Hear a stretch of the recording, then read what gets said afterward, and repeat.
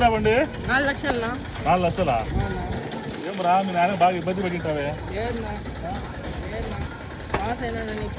Pass అయినా ఇప్పించినాడా?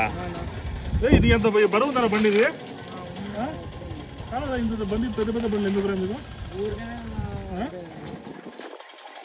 కాదురా 4 లక్షలు కాదురా 4 లక్షలు కానీలే 4 లక్షలు కానీలే ఏ తండ్రి నా కొడుకు అడుగుతా ఇప్పిస్తారా?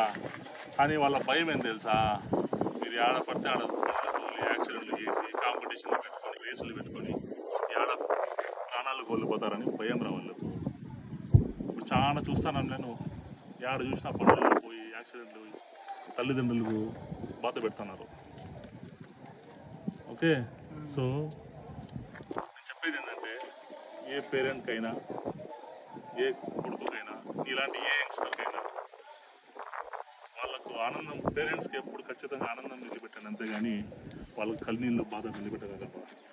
ఓకే, నీట్గా వాడుకో, స్లోగా పో, స్పీడ్గా పోతే ఏం రాదు పోయి, షో పుటప్ ఏం రాదు పోయి, స్లోగా పో, నీట్గా పో, జాగ్రత్తగా వాడుకో, సరేనా? అంతేగాని ఇంకొకసారి నేను ఏడన్నా యాక్సిడెంట్ అయింది, కింద పడినా, కాళ్ళు పోయినా జీవితం నాశనం అవుతారా బాబు?